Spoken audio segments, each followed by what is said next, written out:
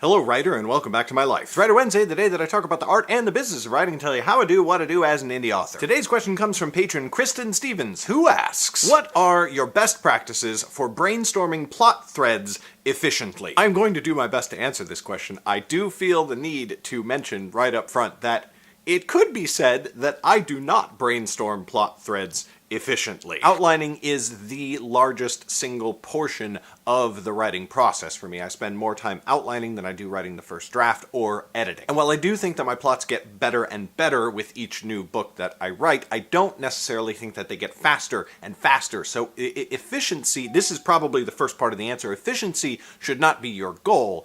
Quality should be. That being said, we are working writers. We do have to produce things within certain time frames in order to make a living at this. So I will give my best advice that I've got. The first thing is your main plot thread, and the best way to make sure that that is, good is to start off with the very foundations of story structure. That means different things to different people, a 3-act structure, 5-act structure, 7-act structure, the Save the Cat, Blake Snyder beats. Everybody has their own sort of roadmap that they like to use to create their plot. As I've discussed in previous videos, I will try to remember to put a link to one of them right up there. I have a sort of combination method where I start out with the snowflake method and then break that into the Blake Snyder beats from Save the Cat to establish the main line of my plot. But as I've also discussed before, once you've got that main structure there, you want that structure there to make sure that your story is a good story, but then you have to expand it a little bit more and make it your own. By the time I get to the first draft phase of my books, I have more than the Blake Snyder 15 beats. I don't quite have what you get if you do the snowflake method because I don't like to be that formulaic. However, starting with that very, very firm structure makes it a lot easier to get to the point where the story is the way that I want it to be, but is also a good story. Then, however, there are subplots. Now, subplots are something that I am trying to continue to get better at. I don't know that my subplots are the strongest parts of my writing. And just like every story, every single book actually has a focal point, which is the main character. The main thing to understand, in my opinion, about subplots is that they follow the same rule. A subplot has to focus on a character. And even if the subplot directly relates to your main character,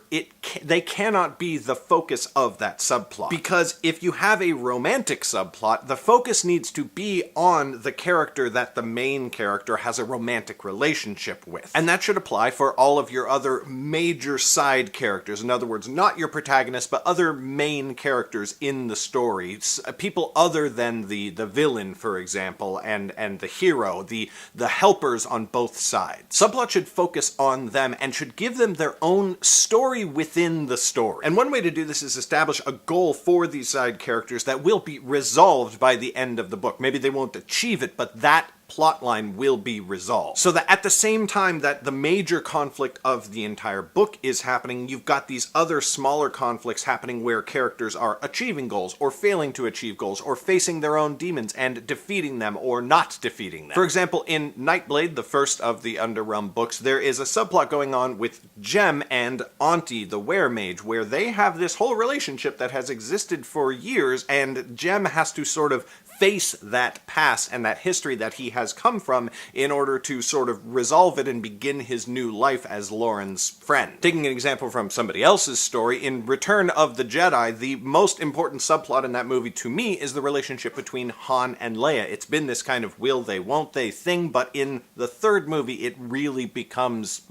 the most important story other than the main story, at least in my opinion. And things are constantly happening concerning that. It's not just one scene between the two of them. It is a running thread that interlaces itself with everything else that's going on in the entire movie. And it's resolved in the final scene when Leia and Han decide, basically, that they are a thing and will continue to be so in the future. And that is so satisfying to me, and it really has very little to do with Luke. And so if you wanted a summary of the process by which you can brainstorm plot threads efficiently. Do this thing that I mentioned in the beginning of getting your basic story structure in and then expanding it into your own story, your own main thread of plot, and then take the side characters that you think you want to have subplots with and then do kind of the same thing. You don't need to go as extensive, but figure out a story structure for them with the rises and the falls and the increase and decrease of tension, and turn that into their own subplot that, of course, supports and reinforces the themes and workings of your story and your main plot. That is my answer to this week's question. Thank you so much for asking it, Kristen. I hope you and others found the answer helpful. Reminder to anybody watching this video in the future who is not a patron, my $5 patrons on Patreon get these videos 2 weeks in advance of everybody else, and they are also the only people who are allowed to ask questions for me to answer in the Writer Wednesday series. So if you think that sounds interesting, maybe check out my Patreon right down there. You can also check out the last Writer Wednesday video on the top right corner. It's the right corner, top right corner of your screen. I will see you next Wednesday. Bye!